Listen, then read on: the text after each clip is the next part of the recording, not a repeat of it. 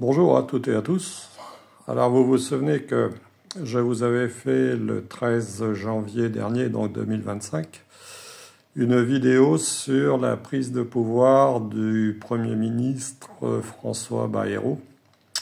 Et je vous avais dit à l'époque que compte tenu de la situation déjà du pays, il n'allait sans doute pas faire des étincelles, ce qui s'est confirmé donc jusqu'à aujourd'hui. Alors aujourd'hui, donc justement, je vais revenir sur une déclaration qu'il a faite, vous voyez, où il dit que, en fait, si la situation donc n'est pas très très bonne, c'est la faute, apparemment, dans son esprit, à ceux qu'on appelle les baby boomers, c'est-à-dire les gens qui sont nés après la guerre, donc de 1939-1945. Alors moi, ce que je vais dire à Monsieur François Bayrou, notre actuel Premier ministre, dont je vous avais laissé entendre d'ailleurs que sa durée à la tête du gouvernement ne serait sans doute pas très longue, eh bien moi je vais lui dire, Monsieur le Premier ministre, puisque on parle de budget de la France en déficit et même devenu une véritable catastrophe. Alors on va à nouveau parler de l'histoire des retraites, pour laquelle une de vos acolytes a osé dire que les gens qui avaient plus de 2000 euros, bien, il fallait continuer de les taxer parce qu'ils coûtaient trop cher à l'État et qu'ils étaient trop riches. Hein. Alors, vous voyez, là vous avez le chiffre de ma retraite de l'année 2024 au mois d'août. Et au mois d'août, vous voyez, Monsieur le Premier ministre, j'étais à 2171 euros et 39 centimes par mois. Or, 2171 euros et 39 centimes par mois, je ne pense pas que ce soit véritablement excessif. Et en plus, cette retraite, la mienne, est constituée aussi d'une partie de pension de veuvage, vu que je suis devenu veuf le 16 juillet 2014, Monsieur le Premier ministre. Alors je ne pense pas en plus qu'avec toutes les années où j'ai cotisé en tant que travailleur salarié, donc dans le tourisme, je ne pense pas avoir quand même véritablement volé la retraite que l'État donc me verse aujourd'hui. Et là, vous voyez, on va parler maintenant de chiffres, hein, puisque vous parlez de déficit budgétaire. Alors je voulais savoir donc combien coûte, Monsieur le Premier ministre, un aller-retour donc depuis Paris pour aller jusqu'à Pau, un aller-retour en avion pour aller tenir simplement une session de conseil municipal, ce que vous avez fait d'ailleurs au tout début de votre nouveau mandat, par rapport justement à ma retraite qui paraît exorbitante pour vous de 2171,39 euros par mois. Et ça, vous voyez cette retraite, Monsieur le Premier ministre, c'était en août 2024. Alors maintenant, vous prétendez que les retraites sont revalorisées. Eh bien moi, je vous prouve que non. Parce que là, ici, maintenant, avec les nouvelles augmentations que vous nous avez concoctées là sur CSG, CRDS, etc., dont j'ai parlé dans une vidéo précédente, eh bien vous voyez, ma retraite du mois d'août 2025, elle est à top 2171 euros et 38 centimes. Merveilleux, n'est-ce pas? Donc, vous prétendez que nous coûtons cher à l'État, alors que ma propre retraite personnelle, vous voyez, entre août 2024 et août 2025, elle n'a pas augmenté et elle a régressé d'1 centime d'euro. D'1 centime d'euro, Monsieur le Premier ministre. Alors, comment vous expliquez ça? Alors que pendant ce temps-là, donc, notre gouvernement a dépensé des milliards en choses inutiles, que nous savons aussi que le budget de fonctionnement de l'État nous coûte plus qu'un bras, et qu'il y a beaucoup de gâchis, notamment si on commençait par parler de tout l'argent qu'on a versé pour un conflit donc d'un pays est-européen qui ne fait même pas partie de l'Union européenne, hein, de l'argent qu'on a versé donc pour une contrée avec laquelle nous ne sommes même pas officiellement en guerre, Monsieur le Premier ministre. Ça, je vous le rappelle.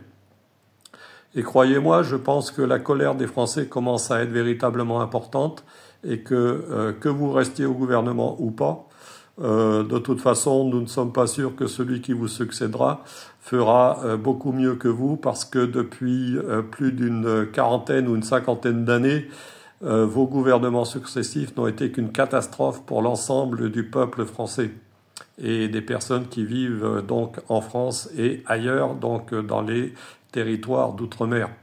Hein. Donc voilà, c'est ce que je voulais vous dire. Alors on va continuer à parler chiffres, hein, puisque soi-disant nous, les baby boomers, on coûte beaucoup trop cher à l'État. Je vais vous montrer maintenant ce qui concerne ma taxe foncière pour le petit appartement que j'ai pu me payer, donc à tour de 48 mètres carrés, avec de l'argent dont j'ai hérité de mon épouse. Hein, voilà, cet appartement donc dans lequel je suis depuis 9 ans. Et je vais vous montrer donc l'augmentation de ma taxe foncière depuis 5 ans, c'est-à-dire depuis 2021. Alors, la taxe foncière, donc vous voyez, je vous la montre. Hein. Pour 48 mètres carrés, voilà, en 2021, j'étais à 703 €. Voilà. En 2022, Monsieur le Premier ministre, je suis passé à 795 €. En 2023, alors 795 €, oui, c'était en 2022. Voilà, c'est bien ça. Alors, j'ai pas pris les chiffres de 2023, mais peu importe. Pardon, voilà, si, j'avais mélangé mes papiers. Alors donc on était en 2022, j'étais passé à 795 € pour ma taxe foncière. En 2023, je suis passé à 853 €. En 2024, je suis passé donc à 884 €.